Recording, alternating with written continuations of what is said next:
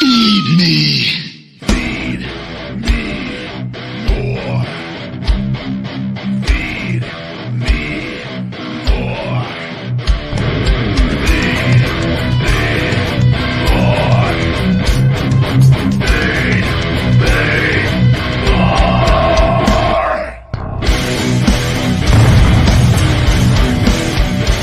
The Ryback Show starts now. Welcome to the Ryback Show. I am your host, the big guy Ryback. Happy Monday, ladies and gentlemen. Streaming live on TikTok and Instagram, the big guy RYBACK30. Thank you guys on both those platforms. Come on over here, guys, to Ryback TV. We're streaming super chats. They're greatly appreciated over here. I will get to those in between calls. We're streaming live on Facebook at Ryback Reeves and also on Twitch at Ryback Rules. We are live on Twitter Spaces or X Spaces. Depending on, I don't know, are we allowed to call it Twitter still? I don't know the official. Is it just a logo? Is X? Is it just X? Or is Twitter and the X is the new logo? I haven't really dived that deep into it yet. But anyways, thank you guys over here to all my great X Twitter subscribers. The Twitter X subscribers, I should say. On that, guys, I do follow everybody back that subscribes on that. Not necessary, though, to be a part of this show. Guys, if you want to come on, health, fitness, supplementation, sports, pro wrestling, and anything and everything in between, hit that request button. We ask that you try to limit the questions, guys, to one. Otherwise, I'm going to have to cut you off and kick you off the show. Some of you, I love you guys, but we got things going. If I find that you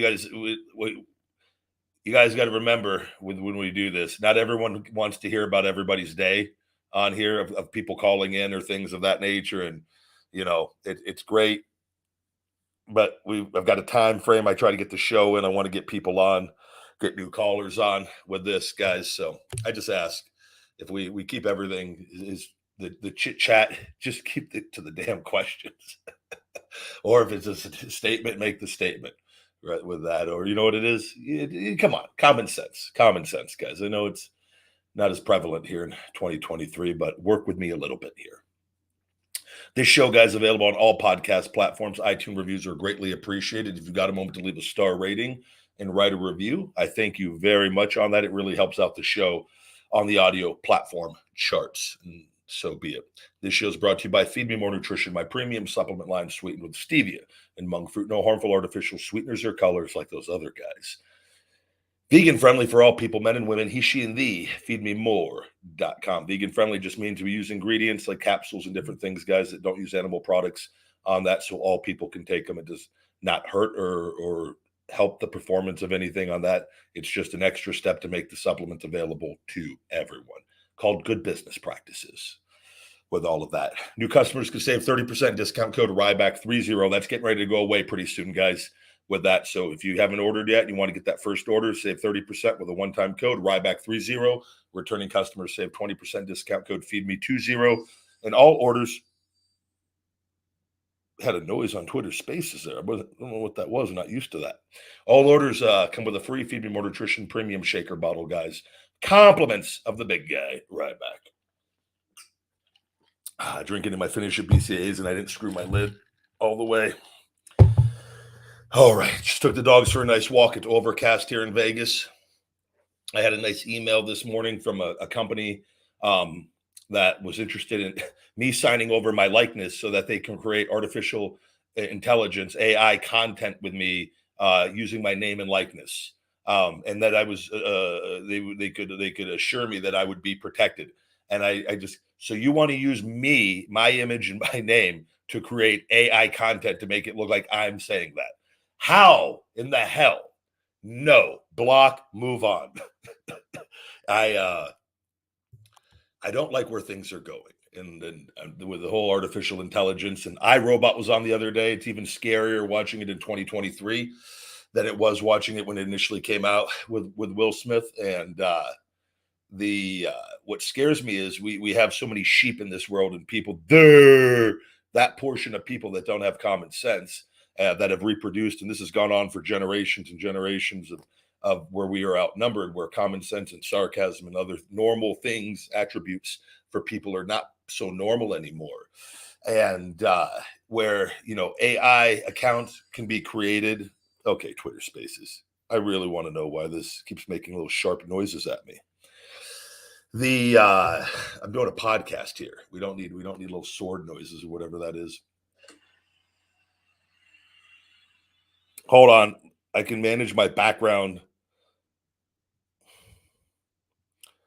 Hold on. I'm gonna actually. That's the background music. Interesting. With that, the AI though, with the ability for AI to create fake social media accounts and to create even more divide and hate in people, it will happen. It probably already is happening to a high degree, or companies mass producing accounts ran by AI with the directive to put out slanderous content on an individual, things like that. So, in which that is going to have, it's dangerous, and it's gonna, corruption has always existed, and it will exist with this technology, and we'll have countries using it for war. Who can have the best robots, the best machines, and the best technology, as it's always been. It's just going to keep getting pushed until we just eventually push ourselves over the edge. So enjoy each day. Say thank you, because it is not heading in a good direction, and anyone with common sense knows this. Good to see all of you. Hello. Looking at the chat here.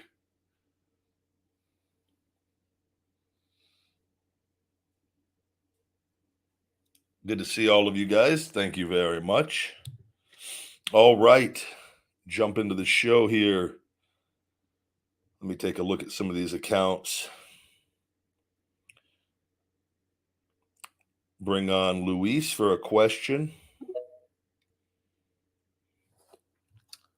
Luis, welcome to the Ryback Show. Hi, I'm a part of the KKK nigger. You want to join? Hello? Can you hear me? And we're going to move on. We're going to actually go to Luis's account here. Go ahead and hit that button. Let me just go ahead and give a little shell shock to Luis here real quick, guys. I apologize. All right. Starting the show off hot. Luis has been blocked. Thank you, Luis, very much for your contributions. Moving on. Bring on Vinny Lombardo for a question. Vinny. That was the guy. He changed his name, and he came on the other day with that voice from the guy from Mad TV. I can't remember the guy. Hello. What's up, Ryback? Not much. How are you today? I'm doing good. What's on your mind? So I was watching a video, and I want to know if this is true. Do you have a Terminator bowling ball? No. So I don't. What video were you watching? It was this old WWE inbox video, and it was with you and Dolph Ziggler. Who said I had a Terminator bowling ball? It was like he was interviewing you, and you were like, "Is the rumor true you have a Terminator bowling ball?" Ziggler was interviewing me? Yeah. It was like he was the interviewer of that episode. Oh, I don't even remember. That was just him probably just being sarcastic. Probably. Yeah, because we joke around all the time with each other. Yeah, I don't know. I don't. That'd be cool if I did. I don't, though. I also want to get your thoughts on working with Damien Sandow at matches. As far as did I like it or not, or? Yeah, always me and him. He came from OVW, Ohio Valley Wrestling, and I didn't work him a lot. I think we had a few interactions on the main roster with him as Damien Sandow. Always really easy. I worked with Miz, I think, a little bit when Miz was with him for a brief period. That might have been like live events even or something. I can't. But I thought he's always did what was asked of him, and a great talent. I always thought the Damien Sandow character, they could have done so much more with all of that. And then the Mizdow stuff, I think that was probably the most over that he was up there during the Mizdow doing all that with Miz. And that got cut short even. I thought that they could have really, they could have had a tag title run and done some things with that, but it is what it is. Oh, for sure. I 100% agree. Again, it was great talking to you again. I'm a huge fan. I think you're great. Thank you very much, Vinny. I greatly appreciate that, bud. You have yourself a great day, Ryback. You too. Thank you. Thank you. Good deal. Thank you very much. No Terminator bowling ball, though. No Terminator bowling ball with that, guys. Bring on Autumn, see what's going on with Autumn here. Hello, Autumn. How have you been? If you guys want to call, Twitter Spaces or X Spaces at Ryback. Anybody on TikTok, guys, Instagram, or if you're on Ryback TV on YouTube or any of the other platforms, you want to call into the show, swing on over to at Ryback on X, Twitter. This is going to really, there's so many people that aren't going to know. Twitter X, we'll call it Twitter X. At Ryback at Twitter X, and join in, guys. Hello.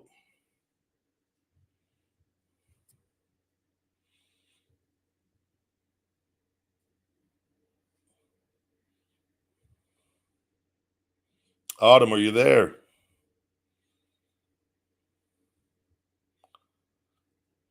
We'll have to come back to Autumn. I don't know what was going on that one.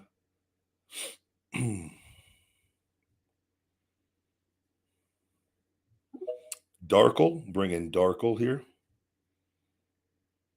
Hello, welcome to the Ryback Show.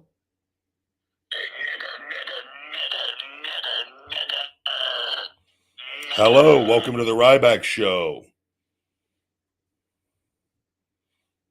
Very interesting.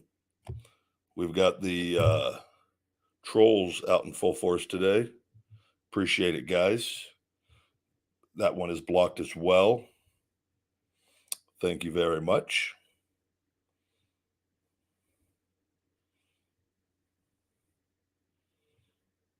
We'll try this guy.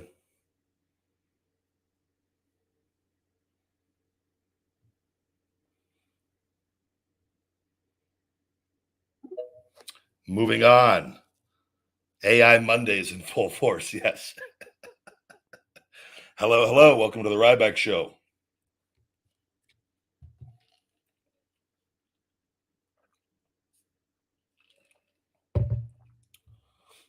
Boy, we've got the Monday blues going, guys.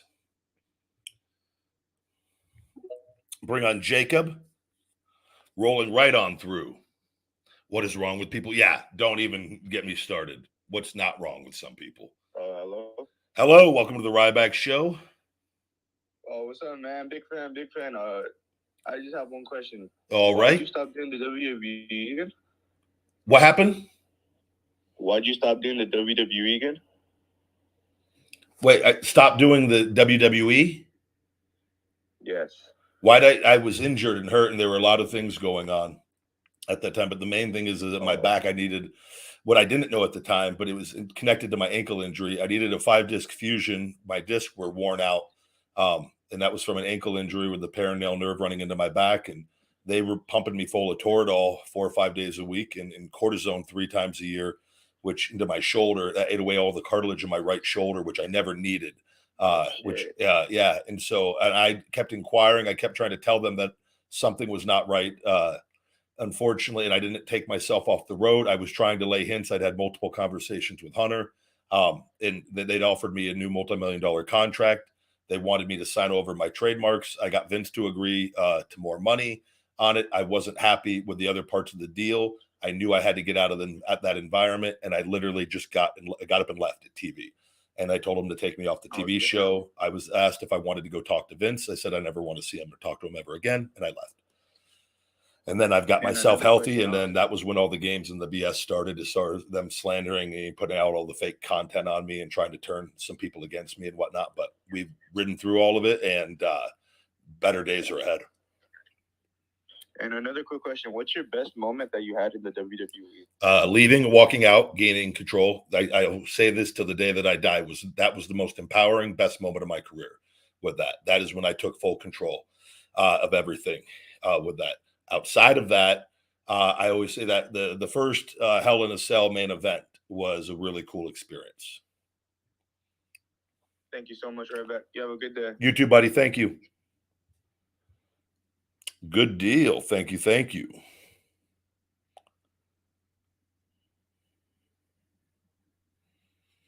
Taking a look at some of these accounts.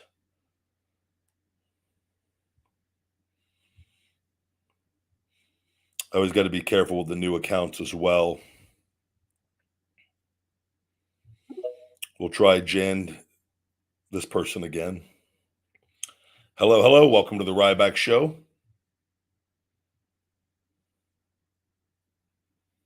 Hello, are you there?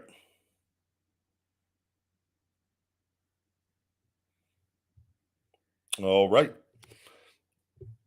Try number 2 with that. Strike 2 for Jan, whatever your name is. Go to Sammy.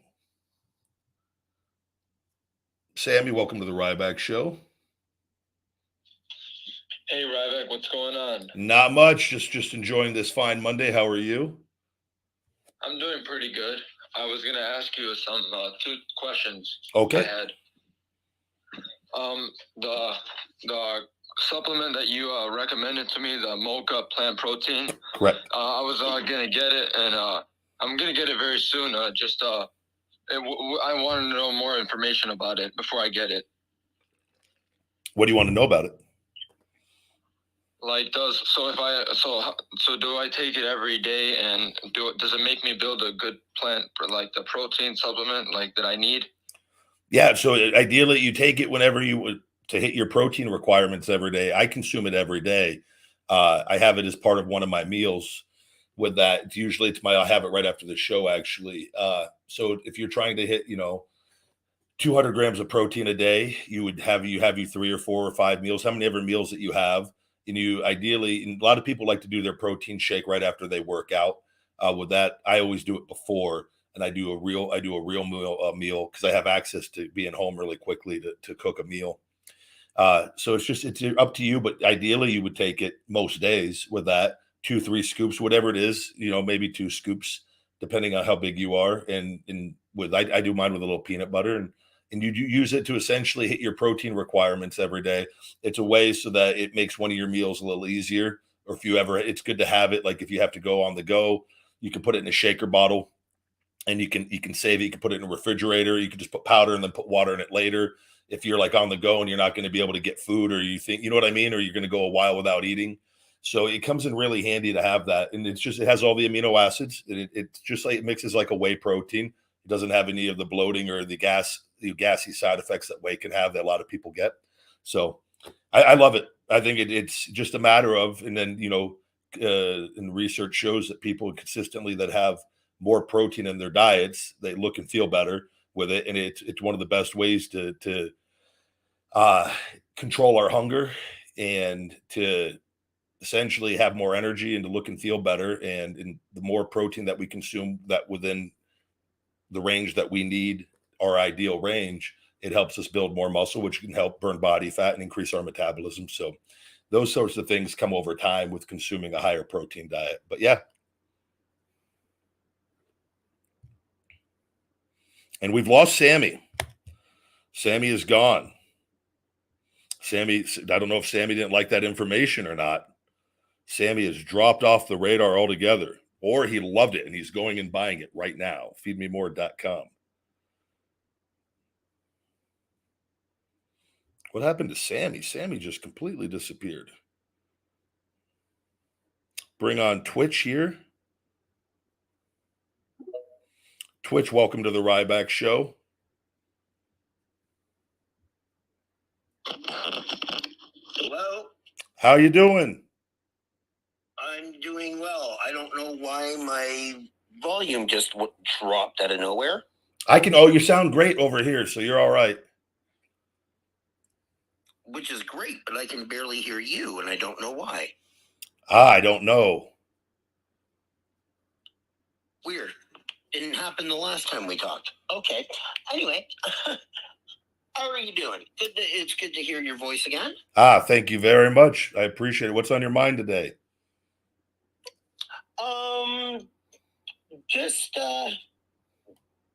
Just chilling and just wanted to say hi. And, you know, I like I said, it's just it's great for me to, again, I was the former ref. We talked the last time about the Hall of Fame for referees. Yep. Just, you know, it's always great to hear from talent who's worked at different places, and just wondering what you're up to and what's going on. Bro, I really greatly appreciate it, buddy. We're just gonna keep taking calls today, though. So that's on the agenda for right now. Hear that? Okay. Well, it was great talking to you. Thank you very much, and have a good one. You're welcome, bud. Take care. Thank you very much.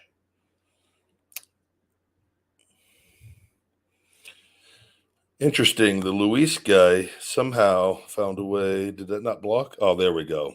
Now we got the Luis at Luis Candy Cool blocked. If you guys want to go report that at Luis, Luis Candy Cool, go ahead and let's go report that account for that kind of behavior earlier. Not acceptable with that. You're out of here. Meat hooking, shell shucked. Bring on Jack for a question. Yeah, show's wild right out of the gate today. Hello, welcome to the Ryback Show. Hi, Ryback. It's me again. How's it going for you, man? Doing well, thank you. What's on your mind today? Well, I like to give a little bit quick shout out to the to my granddad, who is literally in a hospital at the moment, because I just visited him today because he had trouble with his bladder at the moment. So quick shout out to him. And I got like 2 questions that I'd like to ask you about, Ryback, if that's okay with you. Yep, and I hope he a speedy recovery, and that they're able to address the issues and he's all right. Yeah. Anyways, regarding about Solo Sikoa, if we do remember, since 2 weeks ago, where Roman Reigns and Jey Uso had a signing for the Tribal Compact, and the one thing I did point out that which is somehow hits me, that do you think that Solo Sikoa is starting to get, you know, a bit overzealous because he's starting to lose his patience? They'll just strike out Jimmy without Roman Reigns' orders. So do you suppose that could be a leading angle where there could be a split between Roman and Solo? Yeah, that would be, they're planting those seeds already for that. The whole thing the ending of this is the whole thing has to eventually break down. That's why I don't see Roman losing the title to Jey. I think the angle goes on. I think he eventually loses it once the bloodline is completely dismantled.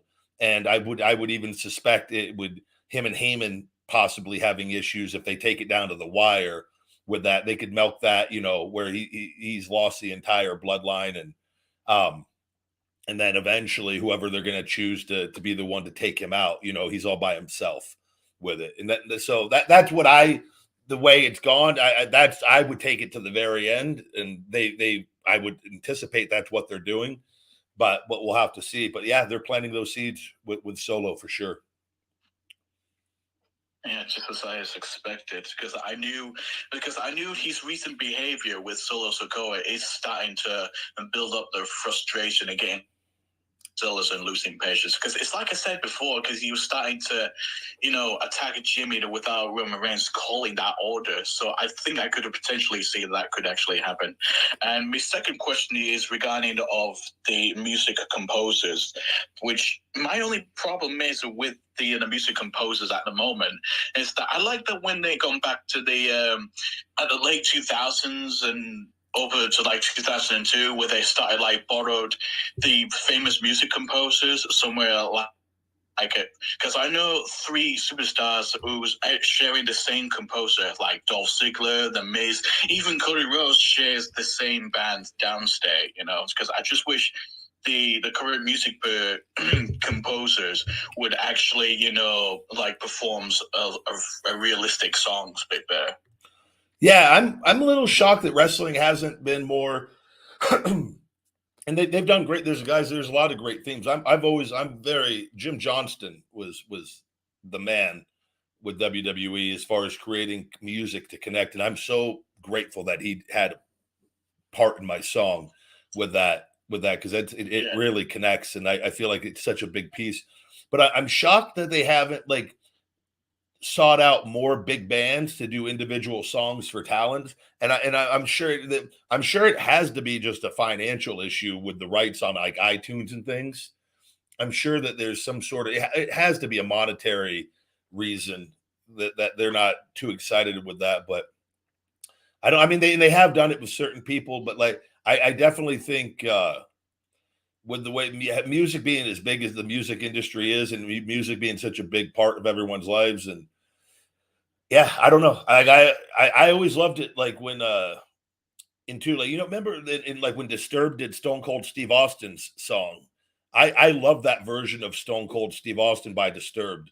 The Glass Shatters one. I liked it better than the original, even with that. And because it just, I love Disturbed. I grew up being a big fan of theirs. And yeah, I don't know if more talent need to be more outspoken on that. I don't know. But they, I always that's like me. I would love, like the meat on the table. That'd be great to have to find, a band that I love and to see what they can do with it, like another, like a Disturbed or a Korn or whoever, or maybe it is someone new with that. And but having to, like, a guy like Jim Johnston was so big because he understood how to like connect the music to the talent and to the crowd with that without even words, like, a lot of times. So it's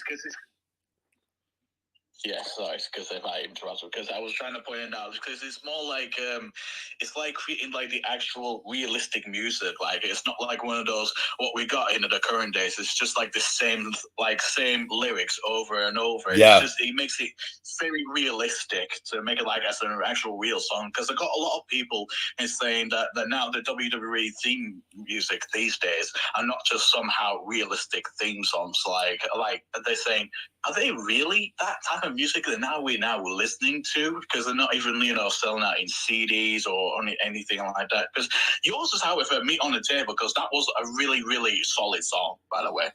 Thank you. No, I think it played a huge role. It all does. Talent, the theme music is one of the most important pieces to connecting to the crowd with it. It really is. I mean, it plays a major role. And ever since I was little, and I realized that connection with the guys that I liked, and I liked it, but the music can oftentimes be the first thing that fans like, that they will then give a superstar a chance and start finding other things that they like with the person, as opposed to if somebody comes out with really bad music, it can instantly be a disconnect and they might not ever be able to connect with the crowd. And that music it's essentially a gateway. It's a gateway drug into helping you get over if it's the right thing. Another observation I had, I was watching AEW Collision the other night. I really feel, and I remember the old Raw theme songs when like they had, when Austin was there, the Attitude Era, they had those kick-ass theme songs, and like even like they had Drowning Pool doing the SmackDown one with the Rise Up, and like I really feel like, and when like I watch the AEW Collision, and this is just me, but I feel like I wish that they had a more in your face.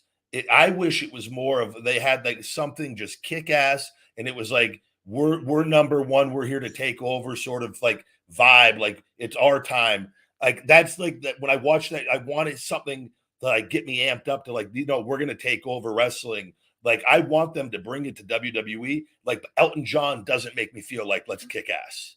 Like it just doesn't. Like with it just like, it doesn't matter how popular a song. Like I feel like though the best wrestling themes for the TV shows all throughout the Raw, when there was multiple ones. It's just when it was like they had a kick-ass feel to it, with it like that just connected with the audience before the show even kicked off. And I noticed that with AEW though this weekend. I go, man, I'm not feeling the Elton John theme for the show, the vibe. It just doesn't put me in. It's not a song that makes you want to fight, like, or makes you want to watch a fight, or so.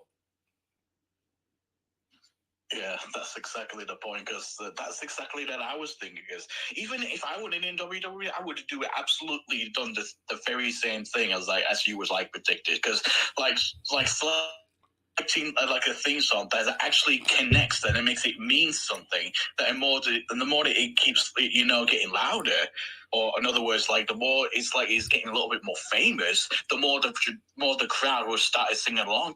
I mean, they did it with Cody Rhodes' theme song, "The Kingdom," because they start singing along long enough before it existed from like AEW more than, because like the more they listen to it, the more like the crowd and the audience that gets to feel that energy and start singing along. Yeah, and that it's up to the talent and the song, and there's a lot of pieces that go into it for everything to work with everything, and so I hear you. I know what you're talking about on it. It's a big thing. It's a big thing. Even another one that the Jungle Boy, they're using like are they using like a Beethoven music for his heel music? I don't know if you noticed that. I think they're using some sort of classical music, and it was an instant disconnect on it. Like it just didn't. And I don't know what the reasoning behind it is, but I've heard it a couple times. They go, and the crowd doesn't seem to be really feeling it yet. Not to say that they can't be over time if it really. But I was like, I would be interested on the thought process of that even. Like just like, I don't know. Music is such a big piece, and it's up to the individual too what they want, and so. But I'm big on it. Like I think though I'm like AEW, and this is just like they have a show like they have people taking a lot of risk. They're pretty extreme. They're like the hell with it. We're gonna go for it all. Like I would like to hear a theme song that connects me with that, how this show is, with what your main talent is, and that it's I don't feel that necessarily like at least on the Collision one with it, and I'm hoping that over time that those sorts of dots get connected, because I do think it's a big thing in moving forward and continuing to grow. Yeah, I completely understand it all what you completely mean. So anyway, I just somehow spotted a Brooklyn baller. Big shout out to him anyway. Hope I can pass him to him any moment. And thank you again for the questions. And as I said before, wish my granddad, wish you the best of the luck, buddy. So hopefully I'll just chat you again another time, maybe. You got it, buddy. Thank you very much. Okay. Thank Take you care. so much. See you later. Good deal. Thank you. We've got another super chat here. Game Time Brian, thank you very much. I always thought Burn It to the Ground by Nickelback got me hyped. Yeah, I got to go back and I know what I got to. Every show every period has like a different feel. And but I feel like early on though, man, they had some bangers on their. Even the original old school Raw, the dun dun dun dun dun dun dun dun dun dun dun dun dun dun, like that original, man. Like I was as a kid, I had to do a Feed Me More Nutrition video with that song. I got to go back and find it. I used to love that the original Raw theme with the sirens, dun dun dun dun dun dun dun dun dun dun dun dun dun. That's a horrible rendition of it by me with that. But I just the attitude is everything, and the attitude. And then I'm sure, like with the, Elton John and amazing singer with it, and I'm sure there's a reason. But like for me, it's a disconnect when I hear that off. It sets the tone for the whole show, in my opinion, on that getting people amped up. I'm like, this is can't miss television, and I don't get that off that intro. And maybe I'm the only one. I don't know.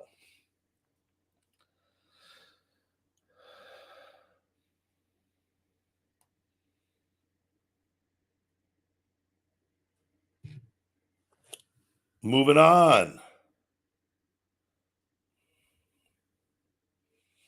Take a look here. We might have a new caller. Ryan. Bring Ryan onto the Ryback show. Hello. Welcome to the Ryback show, Ryan.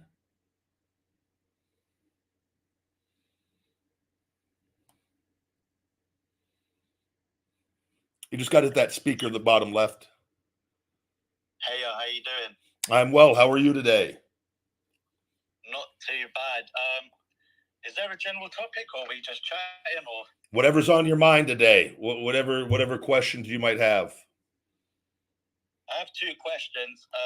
but I have a detailed first one. In fact, the fact that Brooklyn Brawlers here might actually help me as well, having both of your advice if possible. The what now? So at the minute, I've got a two-part question, but having obviously you and Brooklyn Brawler here would actually benefit me. Basically, the first question is a bit of advice. I'm from London, England. I'm 26 at the moment. Growing up, obviously, like I've known professional wrestling is what I want to do.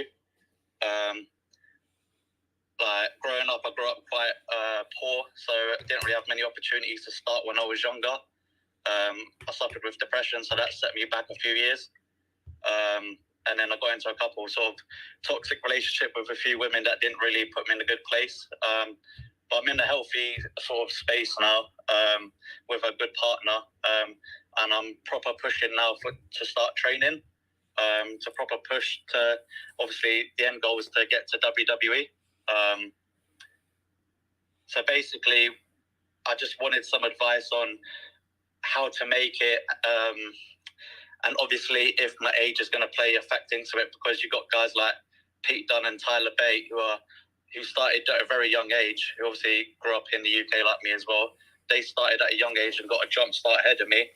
But obviously, I benefit in the sense that I've got good training schools around me. So I've got a training school near me called Hustle, which is run by Sid Scala, who used to be the NXT UK general manager. Okay. And obviously, they produced Pretty Deadly. So we've got a bunch of schools around me. I've got Play Fight, which is run by Cara Noir. So I've got good training schools, but obviously my fitness at the minute is improving. I'm, like I said, 6'2", 102 kilos at about 22, 23% body fat. So obviously I'm cutting at the minute, trying to get the body fat percentage down, improving my cardio, so that when I do start training, I'm not going to blow out. Why don't you just go sign up for the school right now? I did attend one school, Squared One, which is near me. I did do one session. I noticed one of the things that I was lacking was my cardio. But that's how you. So listen to me. If you want to do it, you go sign up at the school today.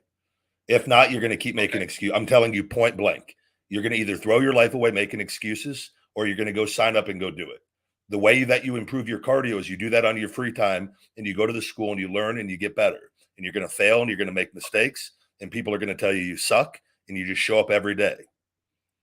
If you want to do this bad enough, you go sign up, and doesn't even matter what you do. Do you want to do it? Yes or no? Like, is that what you do? Do you ultimately want to do this, or do you think you want to do something else?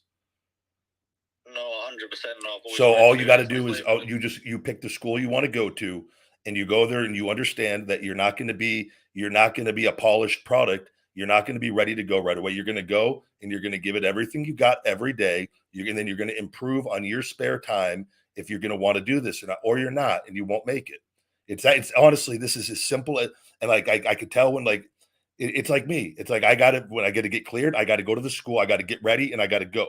Whether I get a match or I got to go back on the indies, whatever it is, I have a clear path. I know exactly what I got to do to be ready with it. And but you got to go sign up. You're already 26. So it's like, because you're going to keep putting it off.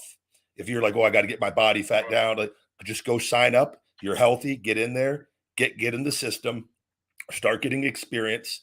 And then, by the time you're doing that, that's going to help you get in shape quicker doing it than trying to do it without it. Right. You have to get over that fear and just do it. And that's all that it is. And like your life you just literally go, this is it. I'm going right now. I'm going to go sign up. And I'm going to start next week or whenever they let me in. And I'm telling you, that's it. And in a year from now, you can be working events, calling in as a wrestler. And it's just, you just need to go do it. If that's it's yes, you want to do it, just go do it. Do you reckon? Obviously, this ain't just something I want to do. This is something I want to be the best at. So obviously my goal, end goal, obviously, is to get to WWE, win world championships, make a name for myself. It's not really about the money. I don't care about money. All I care about is obviously achieving my dream, like being at WrestleMania, main events, certain wrestlers I want to wrestle. But obviously, in my mind, a lot, I get a bit down in my head because obviously, like I've suffered with, I'm trying to, I have mental health problems. So like I've had depression, anxiety, and like a lot of my depression also over the years, like lately, has been because I feel like I've wasted so many years that like I could have been training, and now I'm 26, and I know like you've got like wrestlers like DDP and Batista who sort of started at a late age and found success. Obviously, in my mind, sometimes that's a wall because I feel like, obviously, like I said again, like, you got people like Tyler Bate and Pete Dunne who are winning. They don't, but it doesn't matter though. You're comparing yourself to people living their lives. You have a different life. It's never too late to be what you want to be in life and go do it. So like, if you at least, I don't know what you're holding off on. Like, so your biggest thing is you just said like depression, you get depressed because you feel like you're wasting time. So then like, you're going to then waste more time by like just you're debating with yourself over things, wasting more time. Like it doesn't, and if you just truly, genuinely just want to wrestle, like you just got to go do it and start doing it and enjoy it. I'm going to tell you right now, though, if you're tying your worth into like winning props and championships, like brother, you're down a road and you already have mental issues. Like you're going to go down a horrific road. Like you got to like, you've got to just do this because you want to do this, enjoy it, have good relationships with the people that you do and enjoy it and have fun, go one day at a time. But like, I mean, like it's either you want to do it or you don't with it. And it's like, but you can't, you're already like putting expectations on yourself like that are ridiculous for not even being involved in the business. Like you got to get involved. You got to like get it. You're not even in a system or anything yet. Like you've got to tone your goals down. You have those. That's great. But you need to like, I want to learn how to be one of the best wrestlers in the world, or I want to be one of the best in-ring technicians.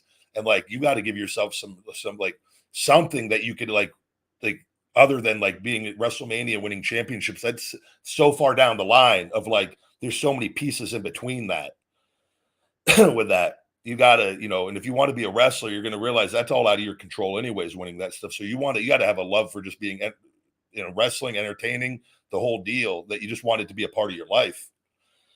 You might do the whole thing and you might just never make it. And you might just do independence, but you could have a very fulfilled, happy life if you are mentally well-rounded in other areas and you're doing what you love. You know what I'm saying? Yeah, I mean, I'm mentally prepared for that. Obviously, those goals are like the end goals. I do have like, I know it's very good mentally to have closer goals to achieve them, sort of like mini goals along the way. So I do have mini goals like local talent I want to wrestle, or like eventually moves I want to learn, or like I know there's certain limitations when I have been in training what I want to learn and get over. So like, obviously I've done some training, but it's only been like beginner stuff, like fundamentals. So like one of the biggest things I had problems overcoming was like my balance and getting to the top rope and diving off the top rope. So that's like a closer goal I've got to achieving. One of the good things I know that I do have is like my charisma and like my because I've done a bit of promo work and like my character work is good, but I know the thing that I'm lacking at the minute. I don't know if it's because my weight, like the lack of weight and strength that I've had previously, but the physicality side.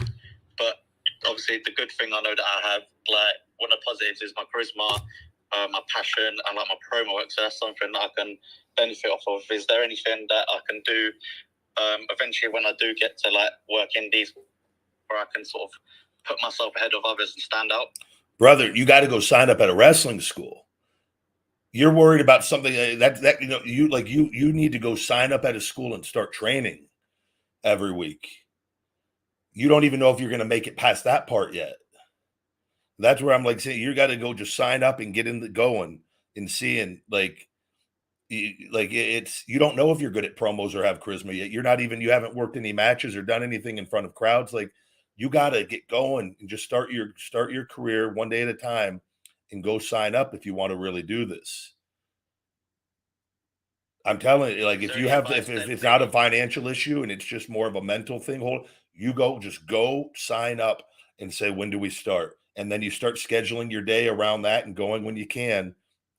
And then then things are going to start working themselves out with it. But like, so you got to understand, I meet a lot of people, man. Like this life is about, there's doers and there's talkers. And I don't know you well enough there's a lot of people that talk and talk and talk and talk and talk and talk and talk. And then there's people that take action and do it. Like you got to be a person that goes and takes action and does it if you want to do it. And that your holdup is you're not doing that right now with it. So none of the other stuff matters. DDP Batista don't matter. Tyler Dunn, Pete Dunn, Tyler Bates, they don't matter with it. You matter. Your life, focus on you. Don't compete against anybody else. Just look internally, compete with yourself to be your best one day at a time. And you know, in a year from now, if you sign up today and go to a wrestling school and get going, you're going to be doing what you want. In a year from now, you're going to be way better than you are right now. And then, you know what I mean? Yeah, I totally get you. But you gotta like, that's what you got to do. And you got to understand what you're getting into if you really want to do this. And like, it's going to take a crazy amount of work. Like you've got to, and you want to be well-rounded in all areas. But you just got to go, you got to get that first step out of the way. And then like the biggest thing is taking action. Because life is full of people that we can talk all day long. And like, eventually it's like, you got just go sign up. Like make that commitment to yourself. Go put that like I love putting pressure on myself on things because like it makes me perform even more. Like I thrive under it. Like you need to put pressure on yourself. You're not like you've got to feel the power of being hungry. Like so you got to go put that down payment on, and then you got to start showing up and go to the place that knows what they're talking about. And like and man, you've got to get through training before you worry about anything else. And that's just point blank. I totally hear what you're saying. Would you, all right, then from a starting out perspective, would you say there's anything or any advice or anything I need to know going into it? Then when I start becoming consistent with the training, that might help me. That you need the biggest thing you need to be consistent with the training. That's what's gonna. I'm giving you the answers to success. Sign up and go as much as you can go. And just keep a positive attitude. You're gonna mess up. You're gonna suck. You're gonna have good days. You're gonna have bad days. But if you can do it, and I'm telling you, and I'm telling you from experience, all the struggles and the setbacks and everything, it's worth it when you finally make it, if you do with it. But if you will know, even if you don't, at least you will know, and you're still very young. You're not old at all. 26 is very young. At least you will know that if you go sign up and you go for a year, you know, hell, you might have a career-ending injury. I mean, this is just being. You might say in 6 months that I don't want to do this with my life. At least you will have done it, and you won't have any regrets that you at least tried, and you gave it, and then you can at least apply yourself to something else in life and live a happy, fulfilled life with it. And you know what I mean? Or you might find that you're being a wrestler is not cut out for you. Maybe you want to be a referee or behind the scenes or from a different standpoint, a production standpoint or a creative standpoint, but at least just sign up and give it everything you got for as long as you can until, you know what I mean? That and be consistent with it. They're going to give you the challenges and they're going to have things. And I don't know the schools, but you're going to have probably promo days and days you got to do matches and you'll have time, stay. If you want to work on things and learn more moves, you stay and you work on those with somebody else that is hungry, that wants to learn. What you put in, you will get out in this. You just got to go.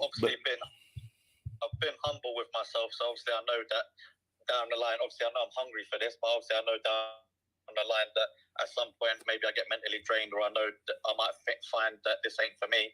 And obviously, like you said, I definitely want to at least try it, and give it a good 100% go, with all I've got, so that at least then I don't want to not try and then get to 40 and then have family and kids and then not think back and think, oh well, could I have been successful or could I have made something of it? So that's you said that's definitely one reason why I'm at least going to give it a good try and give it 100% everything I've got. What I was going to say, I've told you that there's a few decent schools in my area. Do you reckon it could be beneficial for me to take lessons at a few different schools? I don't know how. I mean, I don't know what their parameters are on as far as just going on a trial basis. I mean, that's something you would have to have a conversation with each school and see, and I'm sure they're going to want to charge you because you're going to be there. A lot of these schools want a commitment, and I like that mindset of sampling each school to see which one you might like best or whatnot. But I think it's you got to pick the one that you ultimately. You're gonna have to have those conversations and see what they say. They may very well say no on that, and you just got to pick one. And I think there's nothing wrong with just going to one and going for paying for 6 months or whatever it is, and then at that time, if you want to go check out another school, you check out another school. there's nothing wrong with doing that and broadening your education from getting different viewpoints and whatnot. But, you know, as long as you're have access to a ring, a lot of it too will come down, and you've got a solid coach. And then a lot of it's going to be what you do in your spare time as well. So you're the one that you've got to make that call though on that. And you got to trust your gut and just commit and be consistent with going. Yeah, no, it wasn't more from like a charging perspective. Obviously, I'm willing to pay, but I thought along my journey, it might be beneficial for me to go to, say, Squared One and learn this from that, and then go to like Greg Burridge, who trained Will Ospreay, and then learn a bit from him, and go to Cara Noir school, and then they might teach me like the more dramatic side because of Cara Noir's character. I thought maybe if I consistently, like when I was along the journey, just bounce, but like on the Tuesday do Cara Noir school, Wednesday I might do Squared One. Do you know what I mean? Like just to try and like learn a bit of everything from a different, like all these different schools. Yeah, that's going to be up to you on that. There's nothing wrong with that approach. I think as long as you're consistent in getting ring time, and there's nothing wrong with that. I think there could be positives and negatives to doing either, going to one or all three. I just think you've got to make up your mind on that and go and just start, you know, and see what they'll let you do and just start going. I appreciate that. Thanks for the advice. I just want to ask a quick second question because I got Ryan. I'm gonna get some other callers on here though. You're more than welcome to come back on though. I went on another day here. Yeah, no, I appreciate that. Well, thanks for the advice, and then I don't know. Hopefully, maybe I'll see you along the way. You got it, buddy. Get in there. I'll see you soon. I'll see you soon. Hopefully, meet you soon. Take care. Thank you. Good deal. Thank you, Ryan. Just got to get into the school, brother. We got a new caller here, the Soul Survivor.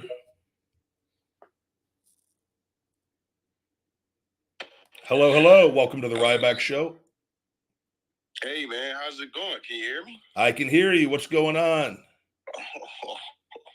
Oh man, it's crazy, man, to be able to talk to you. I love Twitter or X now. That's what it's called. But, you know, I may get to talk to Rob. I've been watching you since I was a kid, man. It's crazy.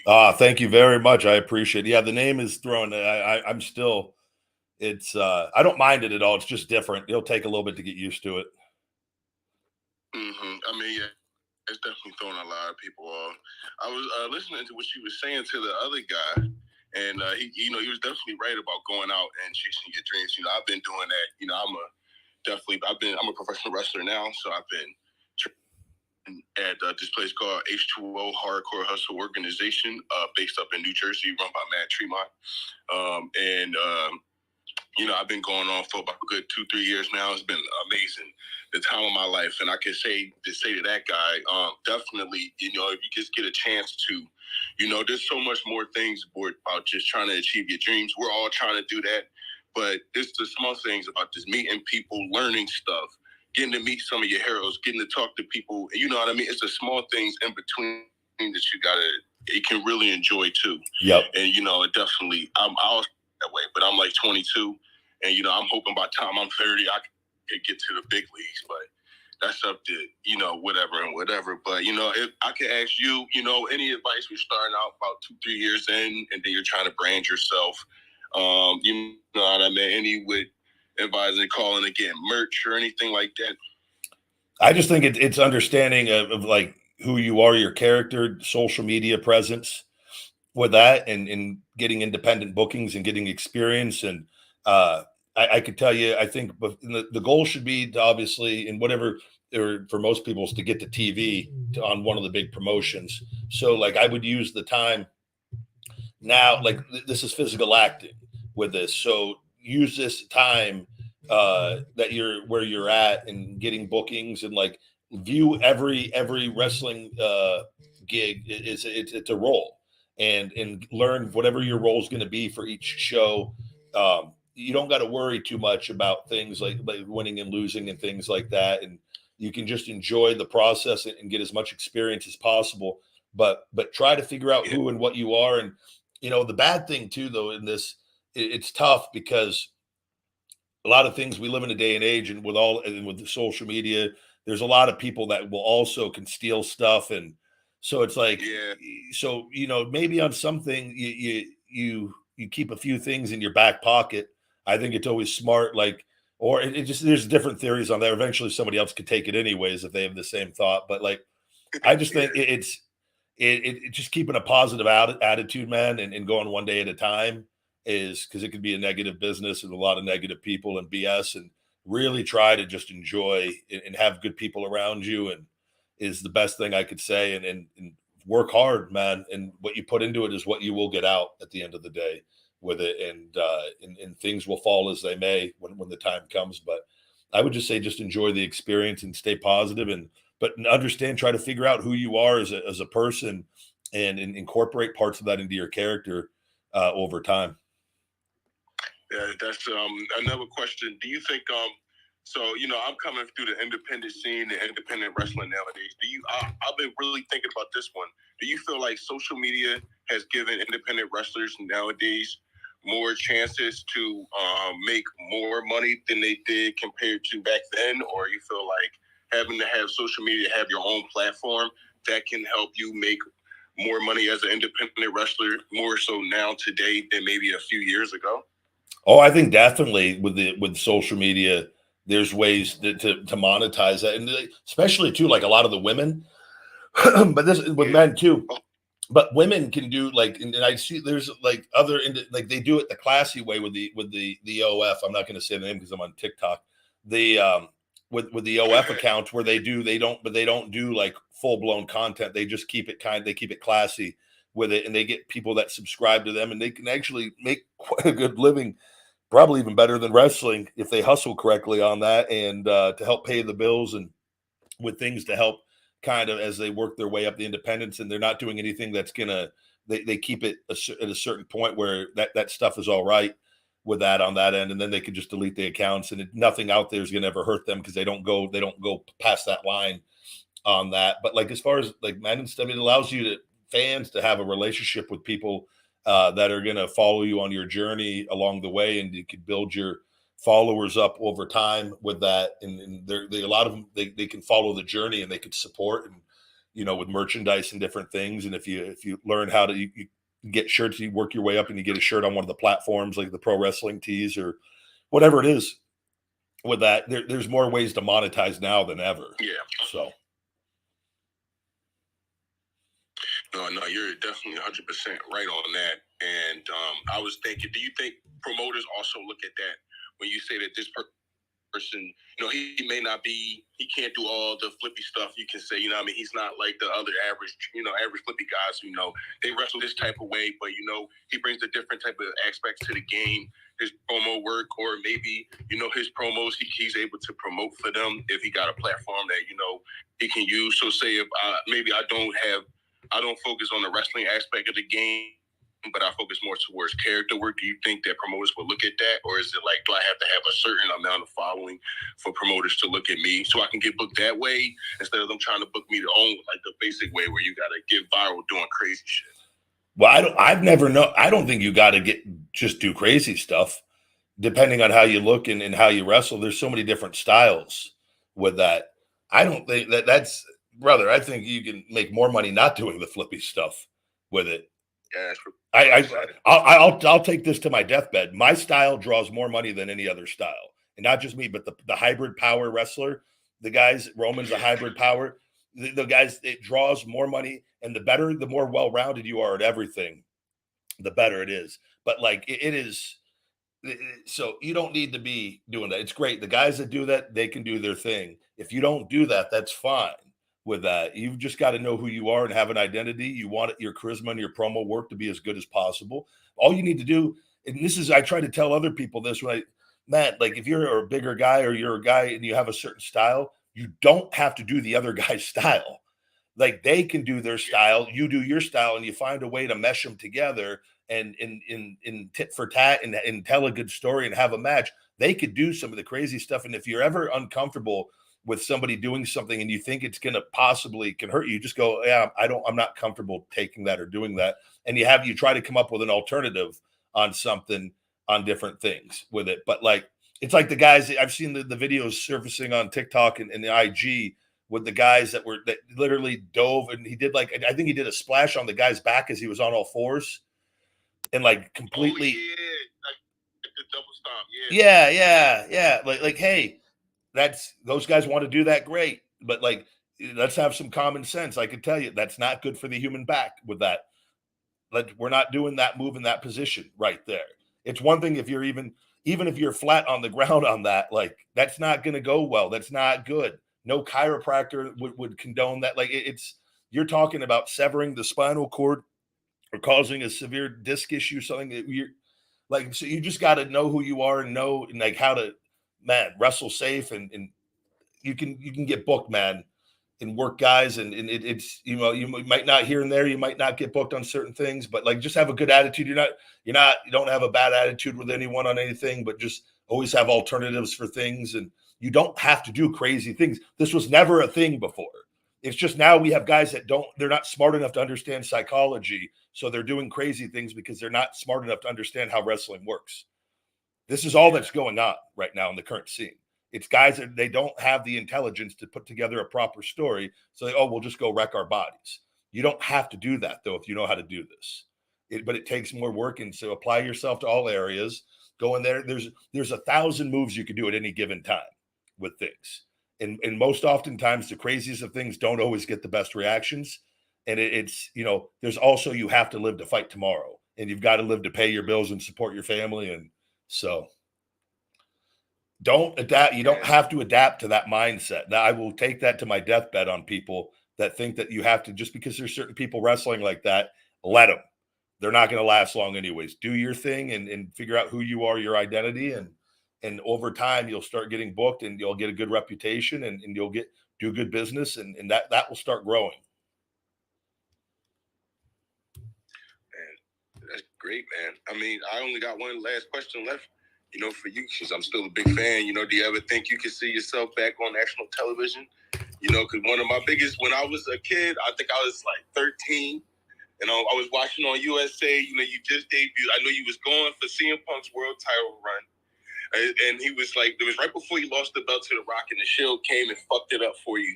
And I was so mad. You know, I would never want to see you come back and like try to like, you know what I mean? See if you can win another world title, man, because you over. I feel like you could, you know, I still want to see the big guy, you know? Thank you, brother. Yeah, no, that's right now, my agent, we're trying to get the match with Goldberg. So we'll see what happens. That is the goal. I want the return and the ending. That is the story. That will, and a lot of good stuff can be done with this. And I'm hoping me and Bill here really soon can get on the phone and we can see if we can make this a reality. So I'm coming back one way. I'm not like, I'm legit coming back. So I'm getting closer and closer, but that's the goal. Yeah, thanks, Ryback. Thank you, sir. You know, appreciate it. Thank you. You know, you was one of the wrestlers that inspired me to become a professional wrestler. So thank you. You're welcome, brother. Keep working hard. All right. You're welcome on any time. Thanks, man. Thank you. Take care. Good deal. I appreciate that, man. Very, very cool. We've got Jordan here.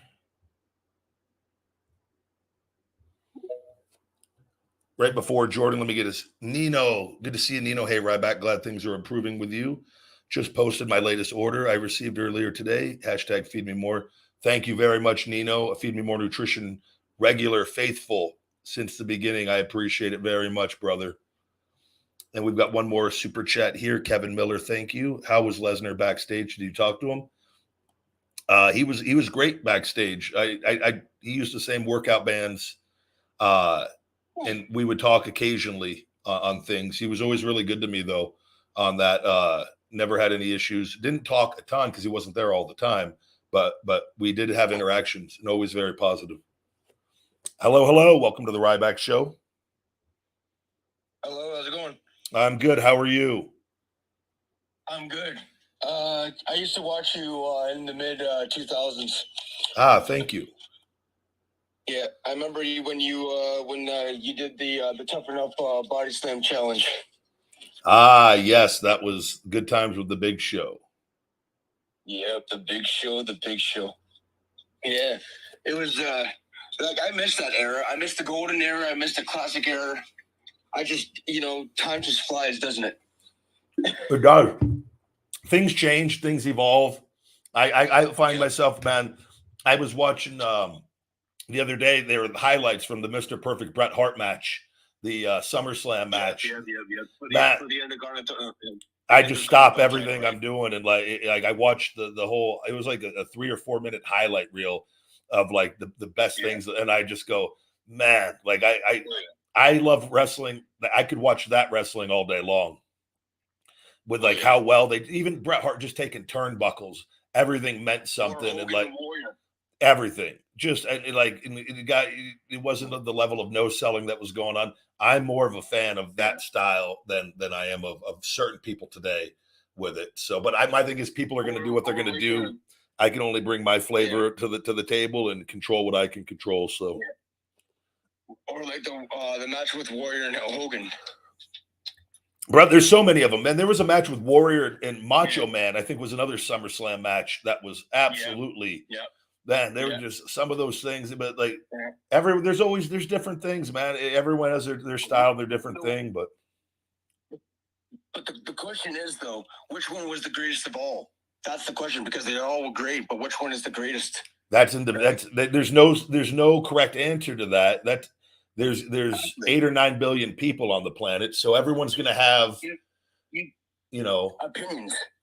opinions on who they like or don't like, and it makes no sense to argue with people on that. Like I don't think a greatest of anything exists in anything.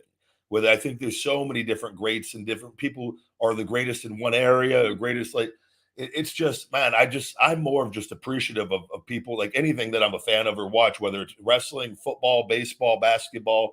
Like I don't know. I don't share the goat talk on certain things of like there's a lot of goats on that. But I know a lot of people are very passionate and like to argue with it. And I loved Brett and Sean back in the day. As a kid, I loved both. I never once said to myself, oh, I like him better, or like I just liked them both. I didn't even have that conversation with myself. Well, it's actually kind of funny because I actually found out from my grandfather when I was a little boy that I was actually related to Brett. Oh yeah? Yeah. What's the relationship? I don't know exactly. My grandfather didn't get to tell me. I guess him and Stu used to. I guess they found out that they were related somehow. I don't know exactly the full details, but I do know that I'm related to Brett somehow. Kind of like how Roddy Piper and Brett didn't know they were cousins, kind of thing. Brother, you need to sign up on Ancestry and figure that out. You got to like do some digging on that. Oh yeah. That's what I'm doing. That's what I'm trying to do. I'm trying to, with my life right now, I'm trying to basically find my history. It's not easy though, but. Yeah, no, I'd sign up for one of those sites. Yeah. They have that technology they'll be able to give you they connect the dots on a lot of that stuff. I would dive into that. Because I'm actually friends with, actually on Facebook, I'm actually friends with Tyson right now. Tyson Kidd. Yeah, great guy. Yeah, and I was also talking with Teddy Hart, and actually me and him had a couple of talks and stuff. He actually said, "Hey cousin, how's it going?" I said, "Good cousin, how are you?" and everything. So yeah, there's no shadow of a doubt that we're related. And actually, a lot of people, when I mention this to people, a lot of people say to me, "You know what? You actually look like them a little bit. You have that look." Yeah, I would just sign up and see though. You got to try to do a little digging on that. I would want that to be fact checked though, just to be safe. Well, and the thing is though, they like well, you know how Brett used to use his phrase, "The best there is, the best was, and the best there ever will be." I do. Well, I have a version of my own. It's very similar to Brett and Warrior, but a little different. What is it? Hearts don't die. It's hearts don't die, they live forever. Very good. It's a powerful remark, it's a trademark that I came up with. Unless there's a heart attack. Oh, no, no. If you think it's not even the heart attack, like just because it's like the meaning of what it means It's like, okay, so the symbol that it took me a long time to realize the symbol of what they wore of the wings, heart, and skull. It took me a long time to figure it out. But the heart means life. The skull means death, but the wings means afterlife, like an eternal life. Ah, very cool. What it took me a long time to figure out, right? So I look at it, and I think, that's what gave me the idea. Which is Hart's. So no matter who it is, it doesn't matter if it's the Hart family or anybody. Like, let's say, for example, you, me, or anyone that passes on. No matter who it is, what matters is hearts won't die; they live forever within memories. I love it, brother. Jordan, thank you very much, and I look forward to getting you come back on here. And you have a great rest of your Monday. All right, buddy? Oh, you too, man. Thank you very much. Good deal. Brother, I'm reading the chat as he was talking. Chance with the comment of the day. No, not 6. I said 7. 7 is the key number here. That's there's something about Mary, if I'm not mistaken, in the car ride. Very good, Chance. That was, brother, very, very good. Shawnee in the house. Let's kick things up a notch. It's been a wild Monday. We've had some wild calls here on the Ryback show this Monday. Shawnee. Hello, hello. Are they not letting Shawnee speak again on the show? Or is the X people censoring Shawnee? What's going on with this microphone? We're going to have to get Shawnee on that version 2 account again. What a wild month. Today has been a wild one on the Ryback show, guys. 7-minute abs. Yes.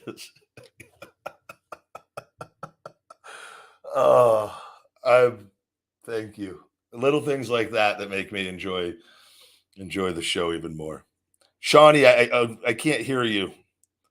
I don't know why. Hold on, let me add you a speaker again. Maybe it's saying it's not connecting you through because it's not showing that you're added to the. And I bet you. I'm going to add you again, Shawnee. Let me see if it.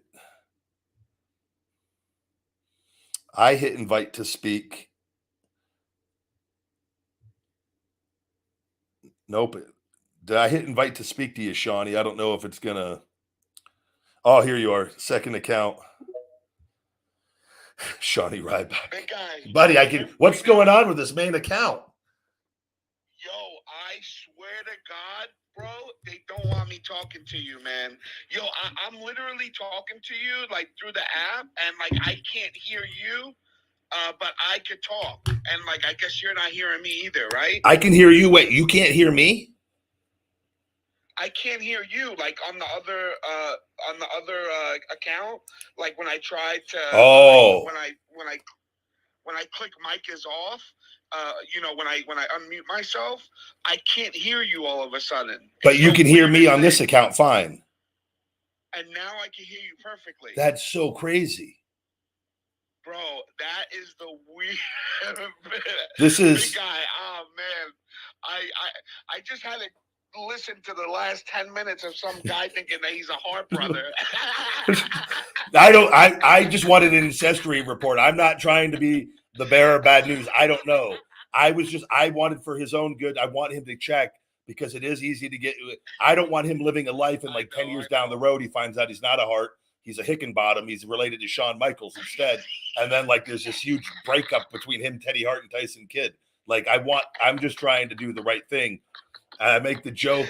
I know. I got people in the comments making I got the Hart quote, and then I go, unless he has a heart attack. I didn't want him I was just trying to have a little fun with it. And then it was the line from the guy did the quote and there's something about Mary. No, not 6 minutes, 7 minutes. 7's the key. From the 7-minute abs video with the killer in the car there's something about Mary. I don't want to kill. I don't want to kill his dream or No, whatever. he very well. I couldn't stop laughing. I just wanted to know the exact connection. I do think it's important if you're going to claim to be a Hart, but I don't want him to be upset later if he's not. So.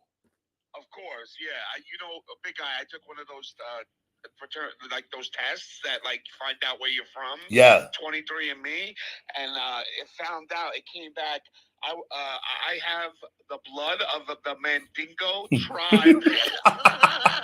Wait, what the? I'm 99% Mandingo. Oh my God! They call me, the Spanish girls call me the Gringo Mandingo. That's what they call me. I've taken the ancestry. They've updated mine recently. I got to go back, but I'm like majority English. I'm like, it's updated. I'm like, it said initially I was 70% English, but that the numbers have since updated in the last like 10 years since I did it. I got to go back and look, but I'm like I'm English, Irish, Italian, West European, and then I've got a little bit of Native American, and it says I'm like a small amount of Jewish. Like oh wow, yeah, which would explain I'm very good with my money, so that would explain the 2% Jews. So that's what I laugh at, all these clowns. I'm like, yo, do they understand that the big guy doesn't have to wrestle another day in his fucking life? Like, I mean, I don't do you know what realize people. that? Like, I'm just over here trying to help people have a good time, and then they've got Man, I tell you though, Shawnee, I just keep Twitter off my phone. I just use an app to put my stuff out, and like I download it from a period to like get on, and I get off. I was like, all the other social media platforms are very positive. Only on Twitter is it like where I see like Twitter, the trolls. yeah, Yes, it's crazy. They live on Twitter. Or like there'll be occasionally, if I post a Ryback Goldberg video, there'll like occasionally be someone on the other platform who will just say, "Oh, this match isn't happening," and I'm like, "Okay, you can think that, block, move on. It's not going to stop me from getting it." Like, but but that's not like. But on Twitter, we've got the stalker and all the other his thousands of fake accounts, and then the owner of that other crazy wrestling site putting out fake things, or just I'm just like Yeah, I saw he keeps posting. Yeah, he's don't worry, but we don't even have to talk about him. I'll tell you later about something he's going to have coming. So yeah, I'm not giving him that credit. So, but bro, you're 100% right. I only joined Twitter like 2 months ago, and like honestly, it's so bad. And like one of my like best friends, he's on sports talk radio in New York, like he's very well known, and he has to have an account because he's on the radio, and he literally will barely go on Twitter. Yeah, he's like, Sean, like I just don't do it. He's like, I literally get so upset every time I go on that it ruins my day. And I'm like, bro, you can't let it ruin your day. But I understand where he's coming from, though. You're just exposed to. Here's the thing: like when we live in the real world and just have real interactions, and like we're not exposed to the level of stupidity that exists with it. When you go like on Twitter, you see the mindsets of a people that you don't want to see on it, and so you're exposed. Right. So what we have to do is, because there's like this stuff is great because like me and you can find out, hey, we get along great with Shawnee, and he can come on my show and give me occasional biographies on his life at various points, and like we have a great relationship, like we get along and laugh, and like it's great. Like I wish every interaction was as great as this, but unfortunately there's not. So, but we got to limit it to like when we got to get out and balance. But a lot of people are just so addicted or don't have enough going on where they're constantly around it, and it's ruining lives. So it's true. Yeah, it's for sure. But like, I don't need little Dave living in his basement in Brooklyn telling me what I'm doing wrong with my life. Like while he's living in his basement at 75 years old still, and his mom 107 still alive, just hoping he gets out on his own at some point. But he's telling me what a loser I like. I don't need to hear it. Ma, get the it's like levels to this. So people don't realize, they're like, oh, you just can't handle the critiques. It's like, no, there's a difference between caring and not caring. If LeBron James calls me and says, big guy, I think you need to make a little adjustment, I'm going to go, oh, definitely. Let me listen to this with it. But like Dave living in his basement at home and hasn't shaved in 3 months, like I'm not too worried about his great critique on my life or what I'm doing. Or why I'm dangerous in the ring because he read it on 74 different dirt sheets. Start eating orange peels, Dave. Go touch grass. Go feed a bird. Or do something. I don't know. Exactly, man. How was your weekend, big guy? You do anything good? Yeah. Oh, brother, got my shoulder worked on. I'm feeling great, man. I'm a lot of like great gym and cardio sessions. I feed the birds now. That's my new thing. I've got bird feeders in my front and backyard, and I buy the organic Bro, I love that. Did you see? All right, so I was telling my wife, bro, it's so crazy you said this. A month ago, I got an ad on my phone for this bird feeder. It has a camera in it. Oh wow! And it takes pictures of the birds that come eat, and it sends it to your phone. That's wild. That's like you actually could start developing online relationships with the birds. Yes, yeah, bro, it's so weird. Like I told you, like I'm from the city, so when I came out to Long Island, I was calling these birds that aren't exotic birds exotic, and my wife was like, "Are you dumb?" I'm like, that's a blue jay. That's an exotic bird. She's like, that's not an exotic bird. Shawnee, I'm literally being called the Mike Tyson of my neighborhood out here. I've got so many pigeons in my back and front yard. All the I've got like little baby hummingbirds all around. I've got the bird feeder in the front for the little birds. Yeah, I've got all the big pigeons. The big bully pigeons are in the back. They come, Shawnee, they wait for me in the morning now. Like birds are very smart. They perch on my neighbor's house across the street. Another big 2-story house over there. There'll be like 25 birds just waiting on the house, looking at me in the backyard. And I get up early in the morning with the dogs, and I have the big bag of sunflower seeds, and I go water my fruit and nut trees out back. And they just wait for me to put the bird feed in the feeder, and then I sprinkle some all around the ground. And then they wait because like Sophie will go try to chase them, so they wait for the dogs. I was going to say, did the dogs to go after them? Little guy doesn't. Little guy tried a couple times, but then he's smart. I go, little guy, they're trying to eat, and he just sits by me and watches them. Sophie though tries to sneak up on him. The little Frenchie, she loves. She doesn't even know how to bite though, but she just would like they'd peck her or hurt her. So she wants to play. Yeah, she wants to play with them. Frenchies have no fear. It's crazy. They Frenchies will like I've seen there's videos online. Frenchies will charge a bear. Like you can't like they don't understand that they're Frenchies and like they can't hurt anything. But like they could be hurt. 100%. They're fearless. That's what like she's just wild. I love her to death, man. But I've got to protect her. The Frenchies are so cute. Like I think they have to have C-sections, right? Every one of them, because their heads are so big. I don't know what the deal is on. I just know that I don't know what the deal is. Like so, like there's some Frenchies that live great lives that are perfectly healthy. Then there's like I just know Sophie had her back issues. A lot of them end up having disc disease where they have the spine issues. But she doesn't have any breathing issues and like.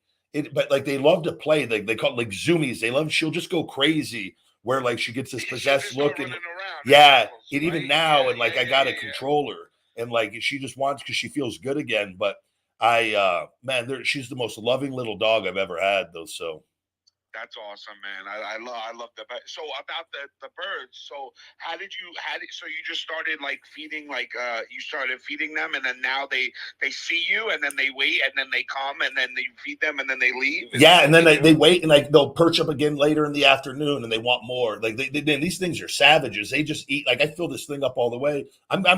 This is raising my food bill every month actually on organic. These spoiled son of a bitches. I'm giving them the good stuff too, Shawnee. The organic seeds. No chemicals in it, no bird feed. I'm paying each little bag I get's like $10, and these things are going through a bag in like 3-4 days. And I'm like, man, you guys got to. Yeah, it's. But I can tell it's like I feel like Ace Ventura. And I see there's all the birds come, and I'm like, I feel like I'm doing something of good with nature. But it's a peaceful feeling, though. You're a Ryback detective. Oh my God, I would pay big money to see that shit. Oh, but I now understand though. Like when I always thought, like I never understood the Mike Tyson pigeon things, and like it's just like a peaceful thing though, and like they're just it's nice, and I just look, I'll be like 20, 25, 30 birds all in my backyard, just feeding, and then all the little baby birds are all in the front, and like, oh, this is pretty cool. And I've got like the bird water thing out there, fountain form. It's just Yeah, I'll send you that thing that I saw with the picture. I think it's pretty cool, honestly. And like, it was showing the fact that it like hummingbirds because they're like so tiny and they drink like the nectar or whatever. Yeah. And like it was like flying in the air and like its little wings. It was so cool, man. And it got like the perfect picture of it. And like every bird that comes, they get do you grow your own food, big guy? I heard you say something about like you have your own trees. I do. I have fruit trees all around. So they are growing fruit. Like my fig tree grows a lot of figs. I have figs all summer, and then later in the year they grow again. I've got a pomegranate tree. I've got 2 apple trees. They're not growing apples yet. The pomegranates, like towards the end of the summer, I'll get a decent amount of pomegranates on that. And then I've got a walnut tree in the back. That's not yet. That's going to take time, but it's getting growing. I've got a plum tree that's not bearing fruit yet, but it's getting big. Plums. And then a lemon tree also, but and then a bunch of palms. And then what other I missed? I think that's all of them with that. So I had an orange tree that died. I had to take that. And I'm coming to the Ryback resident. this is for things go bad and they poison all our food. At least I have some nuts and some fruit to and I'll get a bunch of my protein powder stocked up so I can at least keep my size during the next pandemic. Hell yeah. Zombie apocalypse. Yeah, do you watch TV at all, big guy, or no? I did this week. I watched iRobot, which scared the hell out of me watching that again. Oh, iRobot's a great movie. That's going to be the next pandemic is going to be against robots, telling us to go back inside. That worries me all the time. But if you get a chance, check out Twisted Metal on Peacock. Twisted Metal was a video game. I remember that. Yeah. On PlayStation. Yep. And Samoa Joe is actually in it. He plays Sweet Tooth, the ice cream guy with the fire hair, you know? Yeah. He plays the body of Sweet Tooth, and Will Arnett does the voice. But anyway, they made a 10 episode series, and season 2 is already filming, and it's excellent, big guy. It was such a good watch. They're 30-minute episodes, so if you're not good at like watching long stuff, it's not long at all. You could get through the whole series in like 4 hours, 5 hours. I'll definitely check it out. It was excellent, man. I really give it a watch if you have time. It was really worth the watch. It was really good stuff. There was like people like Nev Campbell in it. She's still smoking hot. Oh, I loved her in the Scream movies. Yes, bro. She still looks the same. And she hasn't been. I mean, she fell off after the Scream movies. Really, yeah, man. Actors and actresses, it can be really crazy. They can have a huge hit role, even though she did a bunch of those movies. So I wonder, but like a lot of them, either they don't make unless you're a big time actor. Like a lot of them don't make the money that I think sometimes people think they make, or it goes really quickly on that, depending on if you don't get consistent roles, and because not everyone's getting that 10, 15, 12 million or 20 million a movie, or exactly. But I always liked her, man. But sometimes you just play it too with people. If they play such a great role, they get like stereotypes sometimes too. That's the thing, into that one role. Yeah. Yes. It's weird. Hollywood plus too. All the weird Hollywood stuff too with people. That always not interested me, but fascinated of like what really is going on.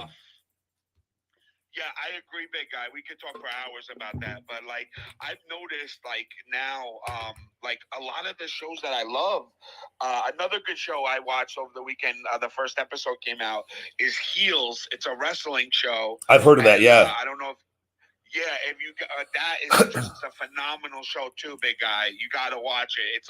It's just about this small independent wrestling indie, and it's run by the dad, and the dad ends up taking his own life, and the older brother and the younger brother are left. And they were going to shut it down, and they do one last show, and they realize that the town needs this independent to keep going, because this is what they come to every weekend, and blah blah blah. So they keep it open, and it's crazy. CM Punk was in it. I think he was in it for a couple episodes. A couple other guys too were in it. Is that on Netflix? Excellent show. Check. That's on if you have Hulu and Showtime comes with Hulu. Okay.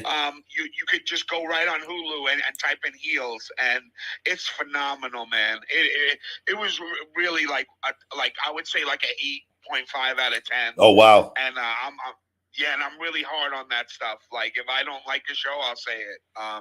But those are two shows I watched over the weekend that I was like, damn, I wish, because I love binging shows now. We're so used to just being able to binge shows that the first episode came out, and when it ended, I was like, damn, where's the other episodes? I haven't watched a lot of like used to. man. I watched like during my ankle injury when I was younger in my 20s. I watched Sons of Anarchy and Breaking Bad. I watched all those. I watched the whole Excellent thing shows. season of Lost. I remember watching that during that time Excellent period. shows. And then I'm trying to think, there was another one. I watched a lot of Dexter. I didn't go all the way to the end, but I got through like until it started getting bad. But I think I got through like 4 or 5 seasons of that. That's probably the last thing I really watched all the way through. I take it back. The Karate Kid is the thing on Netflix. Cobra Kai. Oh, yes. That was Cobra Kai is they call me the big guy. What's his name? What's his name? The guy who kicked he was fighting the high school students. He was the fat guy, like that. I know you. Yes. He has like they call him like Barracuda or something. I totally forgot. I know the guy you're talking about, though. Yeah. Yes, I look just like him. I love it. That makes me like you even more, Shawnee. That guy. Those shows, but man, I'm like things like that where they're able to connect. Like you got like all the same cast from when they were younger. The majority, they've got all the important people. I'm like, man, what a cool time to be alive. To like the fact that everyone, like, good for them to like be able to relive that and do that again, and make money on that too. And and it was really good. I think that they did the last season, or they're doing one more, and it's it. And I go, man, I wish that would keep going. I enjoy that. And a lot of the people, like, I remember being young and like thinking people in their 40s were like ancient because they look so much older. And now the people have grown. Like, there's people that are 50 now and you think they're 30 years old. Yeah. And that wasn't like that when we were young, big guy. I feel like people looked older though for a period. I remember looking at people and seeing things of like they were in their 30s and they looked old on that, or in their 20s. Like I think it was a style. I don't know if it was the hairstyle or like there was a lot of dudes with mustaches. And like it was, I don't know. Yes. We don't have we're not very mustache strong as a society these days. Like that's what I should do. I should shave and just come back with a mustache. You gotta get one of those twirly mustaches. Bro, you would kill it. You would absolutely kill it. There would be so many panties dropping. I'm going to wait until I do my Big Daddy Ryback character, where I'm going to grow my top of my head out and bleach it blonde. And then I'm going to shave my facial hair and just bleach my mustache with the handlebars on that. This goes, all my hungry hoes out there. Big Daddy Ryback is your meal ticket. And then I'll do a little twist. Feed me if you need me. Yo, we need a figure of this character immediately after you do that. That's gonna be. It's on my to-do list of characters. I really want to play the role of Big Daddy Ryback. It's gonna be the most fun I have. That would be excellent, man. But you got to get this going. Guy for having me on. You're welcome, buddy. I hope you have a great Monday, man. You too. Stay safe. Thank you, buddy. Later, brother. You too, brother. But Shawnee, ladies and gentlemen, always a pleasure. Everybody likes Shawnee. I feel like Shawnee's well liked on this show. Brings a great energy. Wish more callers could be like Shawnee. Shawnee has that fire and intensity.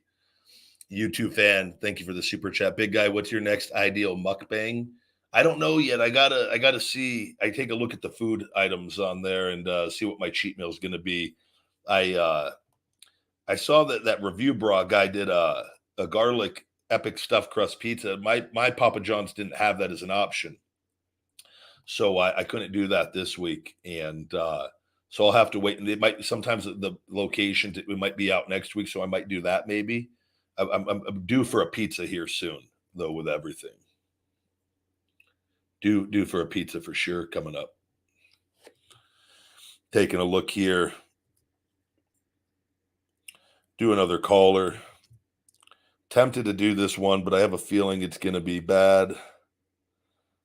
the Logan with the South Park character because it's a new account and it's locked, and something tells me that they're probably not worth talking to, possibly.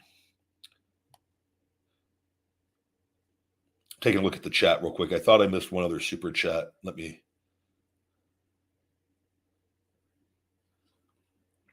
Somebody's telling me we're getting breaking news coming in through the chat. I don't know how accurate this is. Somebody's saying it's all over the news. Pee Wee Herman is dead, 70 years old, of cancer. Can we get confirmation on that by people in the chat? Is that factual? Because we never know if somebody is, and I always like to make sure.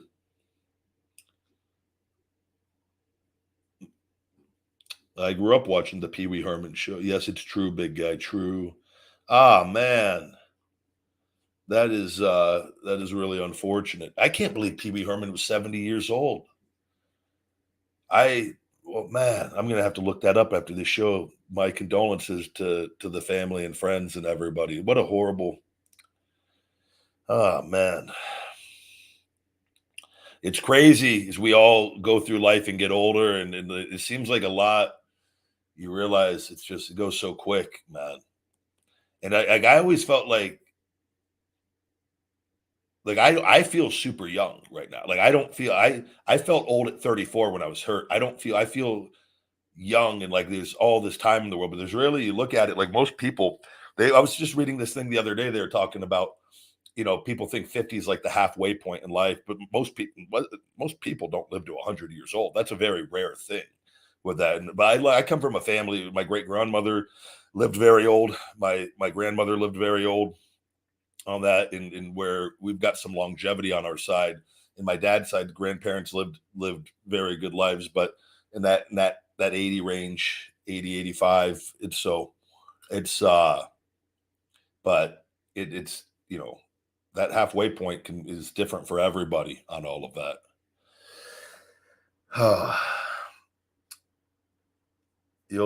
What a crazy man. That bums me out a little bit, man. Whenever people do, it's the same like Bob Saget when he passed away from Full House. That was such a big part of my childhood. I have fond memories of watching the TGIF Fridays and then having sleepovers with our friends. And, either I'd have my friends over or my sister would have her friends, or she'd be at her friends and my friends would come over. I'd go stay at my friends and her friends would come over.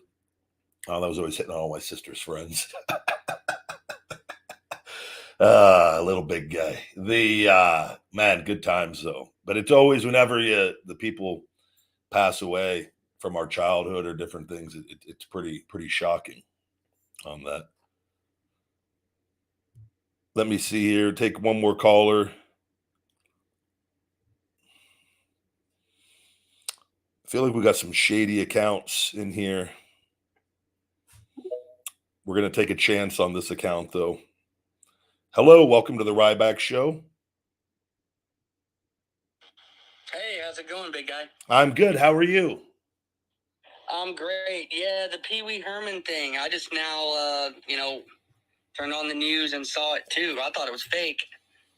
I wish, man. Everyone, you're the first verbal confirmation. I had a bunch in the chat telling me so. Yeah, I mean, I went to CNN, you sue me, I guess, right? But I went to CNN and I'm like scrolling down. It's like the fourth one down. And I'm 33 years old. And all these pop culture icons so far that have passed away, that alone makes me feel old before I factor in anything else, like health or anything. And measuring everything by pop culture icons being gone, that makes me feel old, man. Robin, Pee Wee Herman, I mean, the best of them, Age is, but I always, I'm always fascinated. Like aging is such a part of life, and we're all getting older every single day, no matter how young or old we currently are. With that, but it just seems like I feel like the last 5 years have gone by really wildly fast. Yeah, exponentially fast. I remember in high school, my principal would always say, I was a goop and all that, and he's like, man, you'll you need to behave better and change your ways. Next thing you know, you're going to blink and you're going to be 40 years old. Yeah. And I was just like, no, man, time's going to go by as slow as I want it to and all that. And next thing I know, I'm 7 years away from 40 years old, and they were right, man. And yeah. And you mentioned a lot of people think, they think 50 is the halfway point. 50 is like 70% point. 35 is like the halfway point. I think the life expectancy for a male is what, 80, 78 or 80? If that, yeah, it might be 75. It's probably between 75 and 80. And I don't, women, it might be a couple years older, a few or higher, right? Yeah, women are higher. I think maybe about 5 years on average Yeah. higher. There's a lot of factors, like if you're married to a Latina or not, like things that stress you out. There's a lot of different things that factor. Yeah, any kind of factor like that might play a role in your serotonin production. Yeah. No, but it's the affected as well. Yeah, man. I was thinking about that too. I always like, yeah, 50. I've always kind of looked at the halfway point of like, but I think nowadays too, with how people take care of themselves, I feel like you could thrive. I think for men, I think peak years, 30, 40, 50s, if you take care of yourself really well. I think then like the 60s in my mind, at least this is just how I view it. I feel like the 60s is where the aging really could start kicking in, but I think you could even thrive in your 60s if you take care of yourself. But you're going to be, it's noticeable. You're going to be, there's going to be changes though, regardless, because nobody escapes father time. But I've seen enough people that take care of themselves into their 30s, 40s, and 50s where they're like, it feels like they're just on a climb. And even if you physically aren't at your peak, you could financially be your peak years. You know what I mean? Like they could be really, really happiness years. But like it could be over too, like that. It's just crazy. Like I just say thank you for every day. Over, you never know, man. Yeah. I've seen these infomercials about this and that supplement where it'll say on the top right of the screen, this guy is 60 years old and like he has the body of like he's 35 again. He's got the six pack and all that. Yeah. There's a lot they're finding. We are making advancements of the aging and like what's aging us. I know insulin. The insulin plays a big part in aging. We see a lot of things on that from a couple people I follow with it, but like collagen, like in our collagen production in our skin, it's really good. It's very, very wise for people to supplement with a collagen supplement, one that preferably has all types 1, 2, and 3 from everything I've said. And I take a supplement. I've been on that for a while, and like moringa, things in forbidden rice that have way more antioxidants than even blueberries. And there's a specific thing that can help keep you younger, longer in there. But there's things that we could do that we could really, I think as we continue to learn more about the human body, there's going to be these advancements and things, but it's, at the end of the day though, it's like, no one's going to escape death. It's coming for all of us. So it's coming. You can do antioxidants and things with higher tryptophan, which makes you happier and all that. Yeah. But in the end, you can mitigate age and try to, do whatever technological thing or medical thing for your longevity. In the end, father time is the only guaranteed things are death and taxes, right? Yeah. And, it's kind of that. I've accepted that as well. And it's just, I think it, but like, I will say it is the crazy, like, to me, death is so it's so insane of how there's so many different ways to go. Like you can go peacefully in your sleep, or it's like there's all these horrible, traumatic like ways. I'm just like, man, I wish it was peaceful for everybody, and we all had that sense of assurance. But it is what it is. Have you heard about the right to die? I think it's Oregon and maybe California too now, and maybe even Washington State. It might be all the West Coast states. It's called the right to die. It's literally you can you can be terminally ill, or you could just be really old and come to that conclusion that you want to take control of how you go out. Yeah. And you literally can call somebody and they come and you drink some poison with your family at your bedside. And I'm all for that. I think that is like, it's like with animals and euthanizing animals and being able to put them down peacefully if they're suffering with that on that. And it's no different. I see people, if as a family, and if you have an elderly one that is suffering and not happy with it, and if it's a burden on the family, and if everybody just, why not be able to control the situation? Yes, more than and they realize that. Why not be in control of you? It's yet another right that you should have, you being in your own body. I'm all for that. Some of these people react. some of these people react. I've seen governments like react when they find out somebody killed themselves or whatever. They get really, their local governments will get really egotistical about it and be like, you know, if we could bring him back to life, we would charge him. You know what I mean? Yeah. I'm like, why? The guy wanted to be in control. Man, too, like I tell you too, from like, if you've ever, I've gone through a bunch of surgeries where they give you the anesthesia and the different cocktails.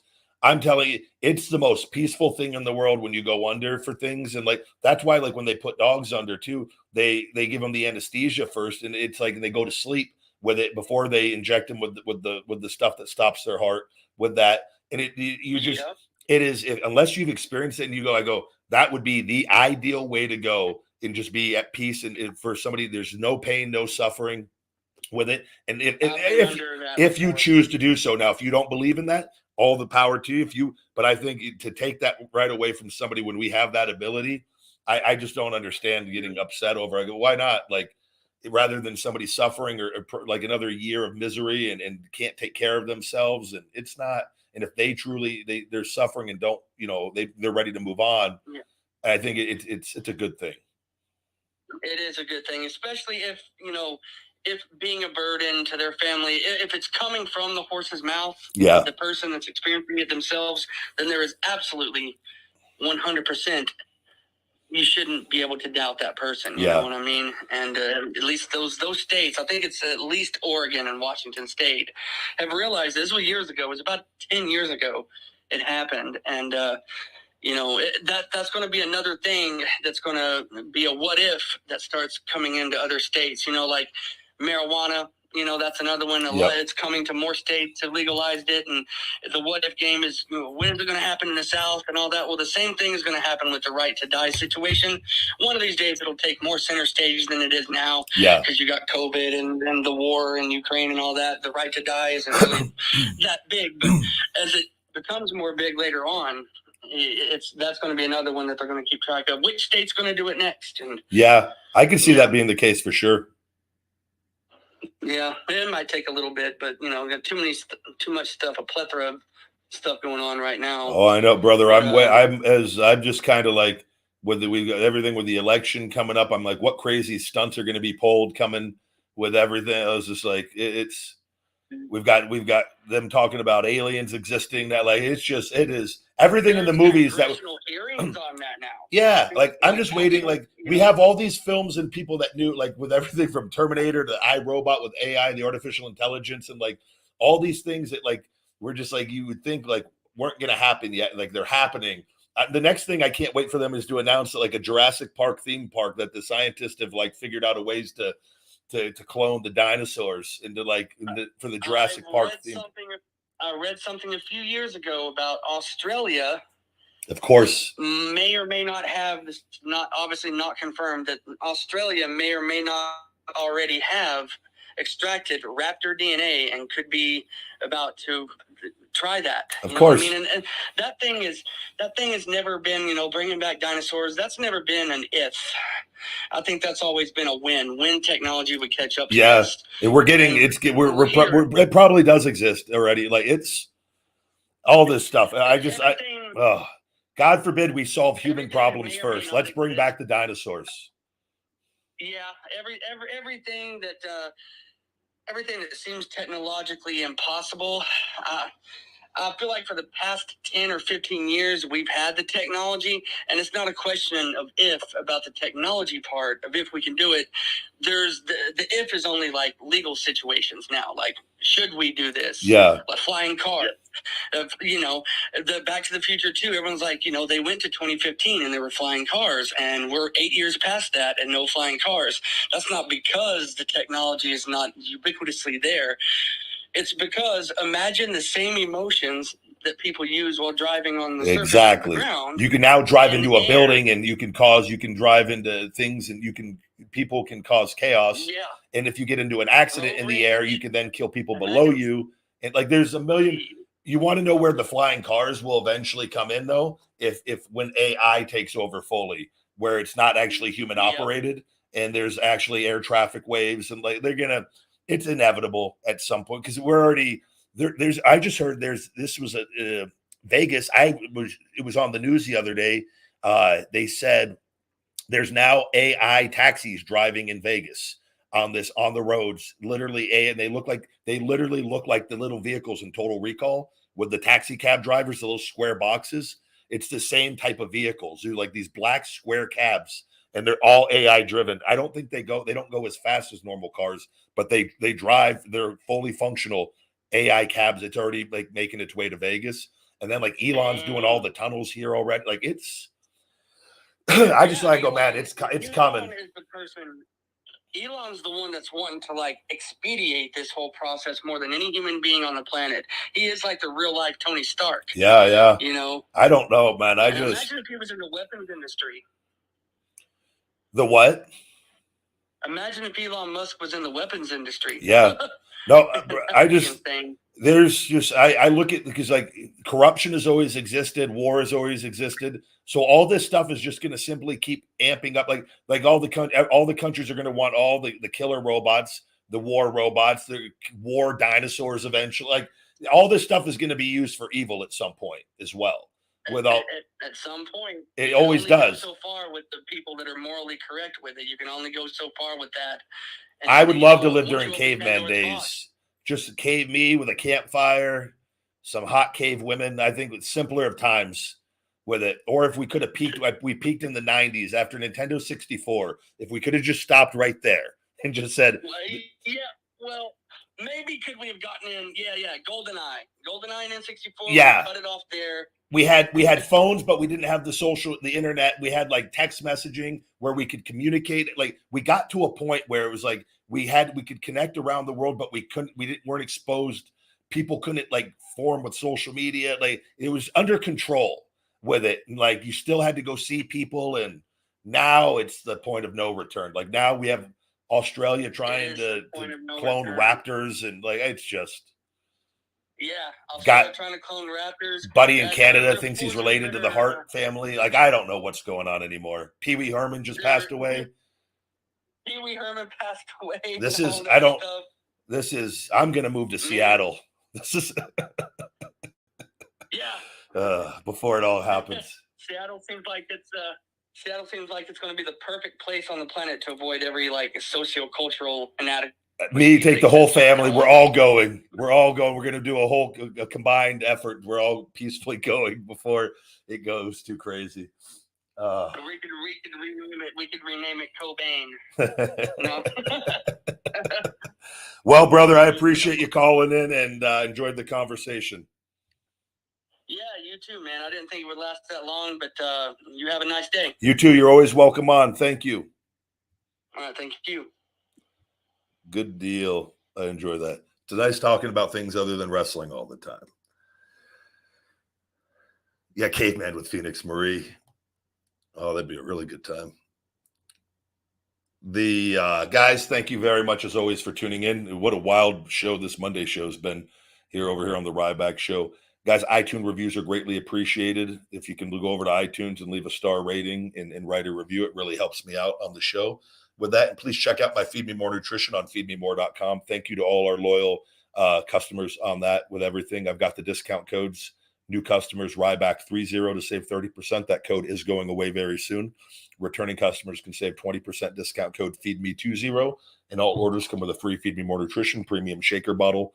Guys, here as well, feedmemore.com and all the Ryback merch and accessories and workout accessories we have on there as well. We will be back tomorrow, guys, for another Ryback show.